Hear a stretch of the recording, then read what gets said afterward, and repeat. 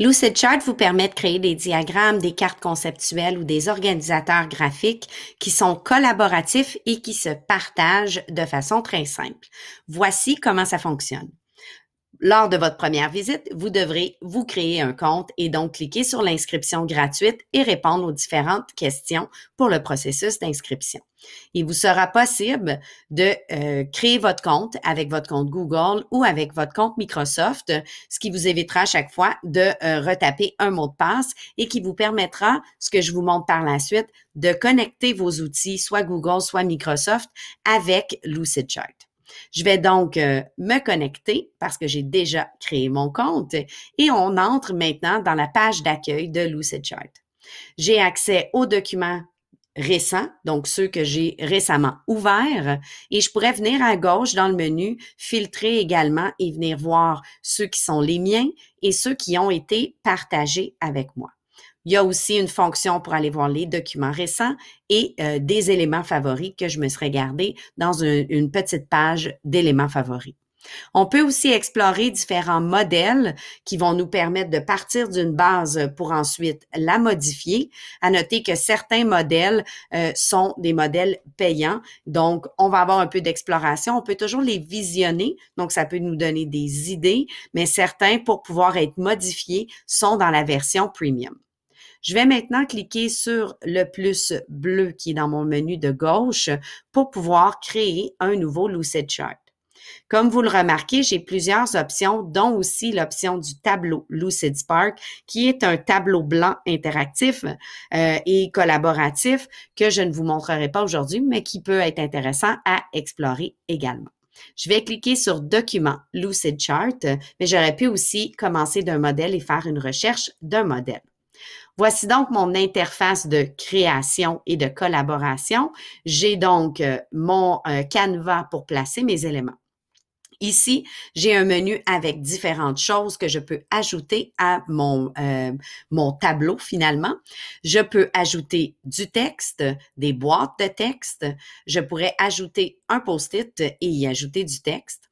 Je peux ajouter ici des liens vers, par exemple, une page web ou encore une autre page du document parce que mon document pourrait avoir plusieurs pages et je pourrais faire des liens entre eux. Je pourrais même ajouter là, différents documents et tout à ma page et à mon diagramme.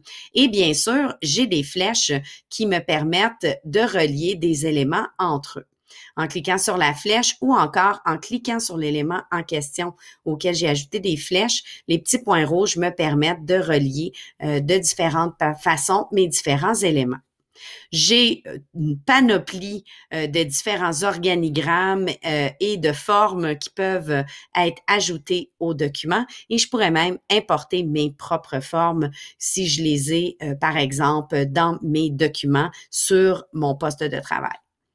En haut, j'ai l'option aussi d'importer des fichiers d'images ou même de fichiers de GIF animés. En cliquant sur l'option, ce sont mes fichiers à moi qui vont ouvrir et je vais pouvoir importer mes images. La petite loupe, quant à elle, me permet de faire une recherche d'une banque de formes, d'images ou encore d'icônes pour pouvoir ajouter. Je pourrais donc ajouter, par exemple, une recherche d'un chat et je pourrais ajouter une image. Toute la banque d'images ici est libre de droit, bien sûr, et je peux venir modifier mon image. Lorsqu'elle est sélectionnée, vous allez voir en haut ici un paquet d'options. Je ne passerai pas au travers de chaque option. Je vais vous laisser découvrir, mais vous pouvez jouer avec la largeur, inverser l'image, ajouter de l'ombre, arrondir la forme, venir jouer avec les couleurs. Donc, beaucoup d'options pour venir jouer avec vos images. Vous avez une panoplie de menus aussi en haut à explorer. Par exemple, pour insérer des objets, on pourrait passer par le menu Insérer au lieu de passer par le menu de gauche. Ça offre différentes options. Une fonction de clavardage est malheureusement pas disponible avec la version gratuite, elle est avec la version premium et la version présentée est la même chose. Par contre, l'option partager qui est ici en orange vous permet il faut en premier que je nomme mon document, mais vous permet par la suite d'inviter des collaborateurs, donc de partager le lien avec d'autres par courriel. Donc, je pourrais commencer à taper un courriel et même y ajouter un message et envoyer mon courriel. Je peux décider de partager en modification, en possibilité de partager aussi seulement en modification, en commentaire ou en consultation. Donc, si j'ai un document que je ne veux pas qu'il soit modifié, je pourrais le partager en consultation. Sinon, bien, on peut collaborer de différentes façons sur le document en question. Je peux également obtenir un lien.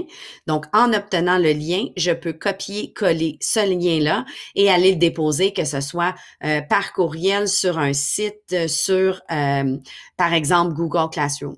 Bien que l'option Google Classroom soit ici, elle est malheureusement dans la version payante de l'application, mais on peut facilement contourner le tout en copiant le lien et en allant copier le tout dans Google Classroom.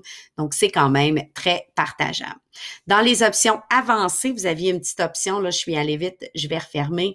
Donc, j'avais les options avancées, ils étaient en bas à gauche ici, mais vous avez la même interface, vous avez la possibilité de voir avec qui vous aviez partagé et même de révoquer le partage avec certaines personnes. Vous avez votre lien qui peut être publié.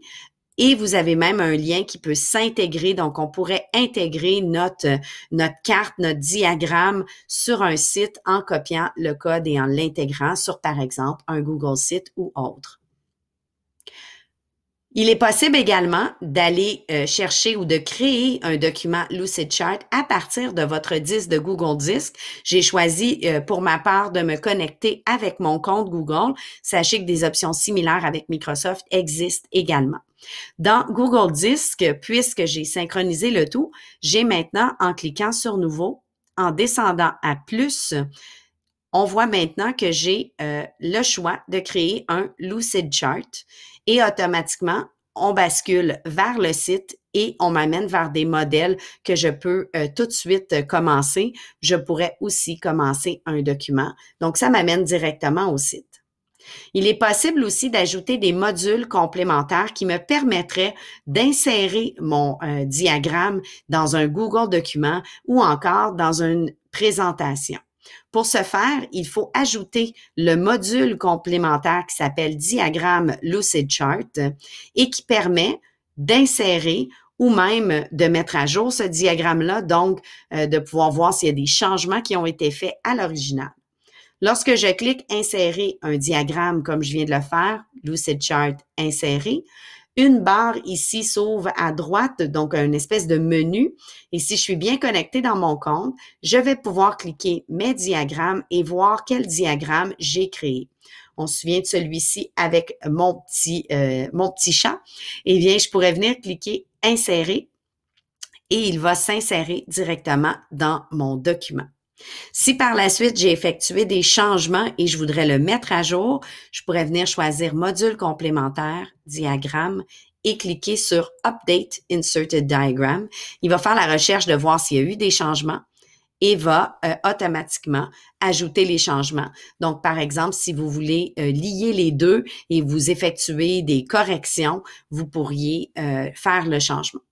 C'est possible également avec Google Présentation. À noter que vous allez devoir installer le module complémentaire et lorsque ce sera fait, la première fois que vous irez pour insérer un diagramme, eh bien, différentes boîtes vous demandant votre autorisation et une connexion à votre compte Lucidchart vous sera demandé. Donc, ça va être important de continuer chacune des étapes pour pouvoir autoriser le tout pour que les deux comptes se parlent maintenant par la suite. Comme vous voyez maintenant, ce sera possible d'accéder à Lucidchart, mais je devrais me reconnecter, m'assurer de me connecter dans Lucidchart pour que les deux outils se parlent. Donc, un outil avec beaucoup de possibilités qui vous permet de faire un paquet de choses. À noter que vous avez droit, selon la version gratuite, à 3 documents, mais qu'il est toujours possible d'effacer le document en question. Donc, j'ai simplement à venir supprimer mon document. Et maintenant, j'ai suffisamment de place pour continuer à collaborer ou à créer des documents.